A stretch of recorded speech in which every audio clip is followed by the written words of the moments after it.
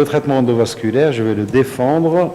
Alors, vous savez qu'il y a la coarctation de l'aorte représente environ 7% de l'ensemble des malformations cardiaques. Que quel que soit le traitement, qu'il soit chirurgical ou endovasculaire, ces patients doivent être suivis à long terme parce que de fréquentes complications cardiovasculaires peuvent survenir. Parce que cette coarctation n'est qu'un élément d'une vaste maladie du système artériel. 95% de ces coarctations sont situées au niveau de l'isthme. Elles peuvent être préductales, juxta ou postductales. De nombreuses cardiopathies peuvent y être associées, comme la bicuspidie aortique valvulaire. Ces patients qui sont opérés à l'âge adulte ont une probabilité de survie qui est inférieure à une population normale et les décès sont en rapport généralement avec la précocité des lésions coronariennes et avec des ruptures d'anévrisme aortique ou de ruptures d'anévrisme intracérébraux. Voici les différentes techniques chirurgicales qui peuvent être réalisées pour traiter une coarctation de l'aorte. La chirurgie ouverte peut être à l'origine de complications précoces telles que les coarctations résiduelles, une paraplégie, des hémorragies et la mortalité est aux environs de 1%. Des complications tardives aussi peuvent survenir telles que les anévrismes et les faux anévrismes et les recoarctations surviennent dans un taux qui est compris en 10 et 20%.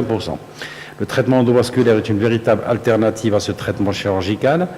Quand la dilatation, quand l'angioplastie est faite au ballon seul, il y a bien sûr un risque de rupture aortique, d'anévrisme et de recoarctation dans un taux qui avoisine les 15%. La mortalité du traitement endovasculaire est inférieure à 0,7%. Mais quand sont utilisées les endoprothèses, notamment les stents couverts, ce taux de rupture aortique, d'anévrisme et de recoarctation est très bas. D'ailleurs, une revue de la littérature rapporte les bons résultats du traitement endovasculaire, particulièrement lorsqu'un stent couvert est utilisé.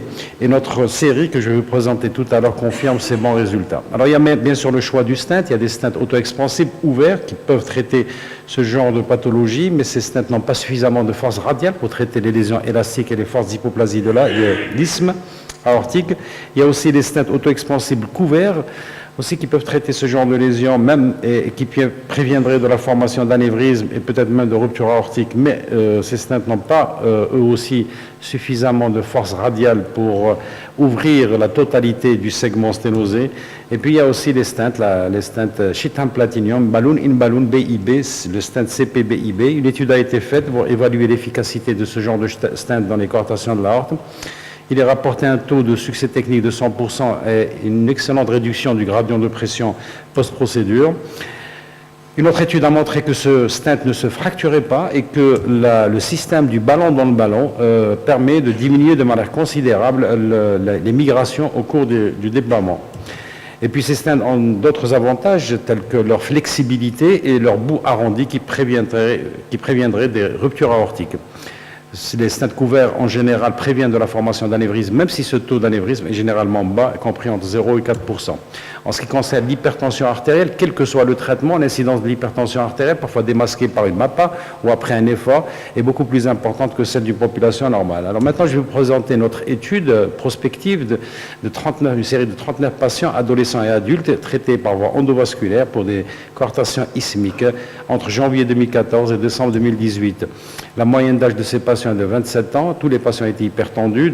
22 patients n'avaient pas de pouls fémoraux. 2 patients avaient déjà eu un accident vasculaire cérébral. Un patient avait déjà eu une endocardite. 8 coarctations étaient préductales et 31 étaient juxta et postductales. Le diamètre moyen de la zone sténosée était de 2,9 mm et la longueur moyenne de 3,5 cm. La bicuspidie aortique était la cardiopathie la plus fréquemment associée.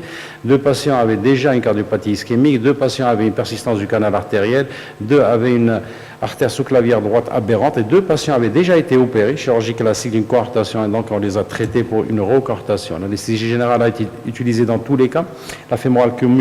L'accès par la fémorale commune a été utilisé dans pratiquement tous les cas. L'angiographie a été faite par voie humérale. 4 patients ont été traités par un stent auto-expansible couvert type variante Captivia de Medtronic, 6 par un stent monté sur ballon couvert type Adventa V12 et 29 par un stent monté sur ballon couvert CPBIB, Balloon in Balloon. Le succès technique a été de 100%, il n'y a pas eu de couverture de l'artère sous-clavière, pas de complications opératoires, aucun séjour en unité de soins intensifs, il n'y a pas eu de lésion artérielle iliofémorale. 4 hématomes ont été traités médicalement. Il n'y a pas eu d'accident vasculaire cérébral, pas de paraplégie, pas d'insuffisance rénale et aucune complication cardiaque. Et la qualité de vie des patients était bonne chez tous les patients. Immédiatement après la procédure, le gradient de pression a chuté à 0 mm de mercure, sauf chez 2 malades qui ont gardé un gradient modéré de 15 mm de mercure. C'était des malades qui ont été traités par des variantes Captivia.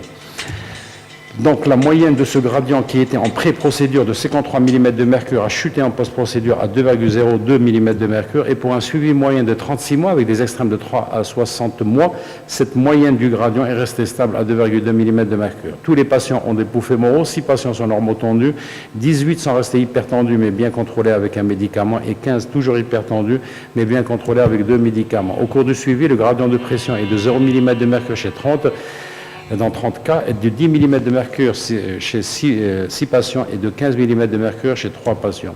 Le scanner qui est fait régulièrement n'a pas montré pour le moment de migration ni de fracture de stent, il n'y a pas de recortation pour le moment, il n'y a pas d'anévrisme de l'aorte descendante et il n'y a pas eu de dissection. Voici un patient qui a été traité par une variante Captivia, un scanner au 12e mois. Les différentes étapes là, de la mise en place du stent CPB-IB, un autre malade traité par le stent CPB-IB. Vous voyez à droite de votre écran le résultat final après le déploiement du stent. Une coartation extrêmement serrée qu'on avait eu du mal à franchir par voie fémorale. Nous l'avons finalement franchi, nous avons prédilaté et puis nous avons inséré le stent CPB-IB. Vous voyez à droite et en bas de votre écran le résultat final et le scanner de ce patient en post-opératoire. Une autre coartation extrêmement serrée que nous n'avons pas pu franchir par voie fémorale, nous l'avons franchi par voie axillo-sous-clavière, ce qui nous a permis de faire une dilatation, une prédilatation, de revenir à la voie fémorale et de cathétériser l'arche aortique et d'insérer le stent CPB-IB. Et vous voyez le résultat final à droite de votre écran. Une coartation postductale aussi traitée par un stent CPB-IB. Vous voyez à droite le scanner au 12e mois. Un dernier patient, vous voyez au milieu la dilatation du ballon interne du stent CPB-IB et à droite le résultat final après la dilatation du ballon externe. Et le scanner de ce patient au 12e mois et son scanner à la 2e année, vous voyez l'excellent résultat. Donc ce que je peux dire en conclusion, c'est que chez l'adulte, et c'est sûr, hein, et l'adolescent, le traitement des coartations et des recoartations, habituellement réalisé par des stents montés sur ballon couvert, est une technique sûre et efficace. Je vous remercie. Bon.